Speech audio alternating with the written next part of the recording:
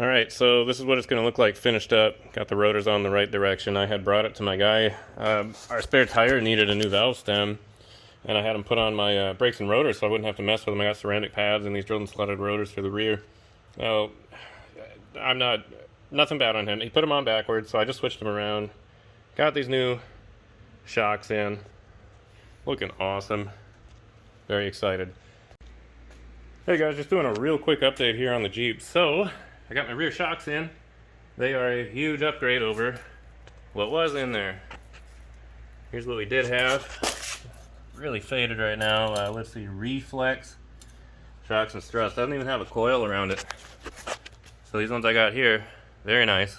They're just Monroe, but they're load leveling, and again, they have a coil behind them. These are going to work in conjunction with the 3-inch lift puck that'll be putting in there right above the spring.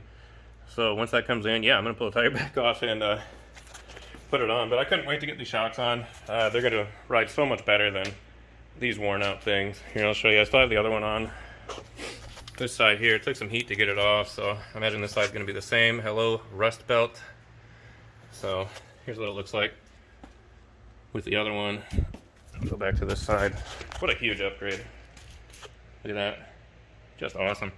Well, guys, Project Commando has begun. I can't wait to get it lifted. Again, 3-inch in the front, 3 in the rear.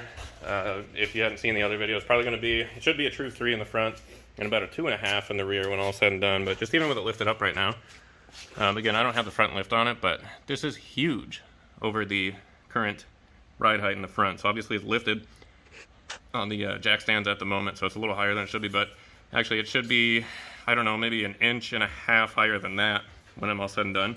It's gonna look great. I'm so excited. Then after that is gonna be bigger wheels and tires, probably in the spring though. But yeah, super excited. Thanks for watching, guys. Please like and subscribe.